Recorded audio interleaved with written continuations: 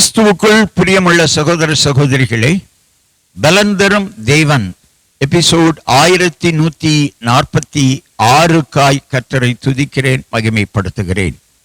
இந்த நாளிலும் சங்கீதம் 119:50 வசனம்,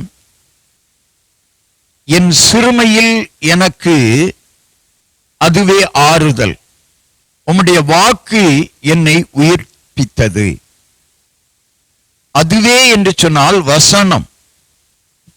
வசனம் என் சிறுமையில் எனக்கு ஆறுதல், உம்முடைய வாக்கு என்னை உயிர்ப்பித்தது.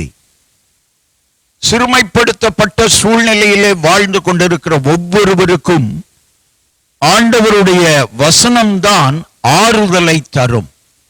ஆறுதலின்றி தவிக்கிற மகனே மகளே, உனக்கு ஆறுதல் பெருகும்படியாய், உங்களுக்கு ஆறுதல் பெருகும்படியாய் ஆண்டவருடைய வசனம் இருக்கிறது. இந்த பைபிளில் உள்ள வசனங்களை வாசித்து பாருங்கள், அது உங்களுக்கு ஆறுதலை தரும். அது மாத்திரமல்ல, மரித்து போய் வாழ்ந்து கொண்டிருக்கிற சூழ்நிலையை நீங்கள் அடைந்திருப்பீர்களானால், இன்றைக்கு வேத வசனம் உங்களை உயிர்ப்பிக்கும். வேத வசனம்தான் உயிர்ப்பிக்கின்ற ஒன்று. பணமோ, ஆஸ்திகளோ, கல்வியோ, செல்வமோ உயிர்ப்பிக்காது. உங்கள் வாழ்க்கை உயிர்ப்பிக்கப்பட வேண்டுமானால் ஆண்டவருடைய வார்த்தையை கடைப்பிடியுங்கள். உம்முடைய வாக்கு என்னை உயிர்ப்பித்தது என்று சொல்லி சங்கீதக்காரன் சொல்லுகிறார். அல்லேலூயா, அல்லேலூயா.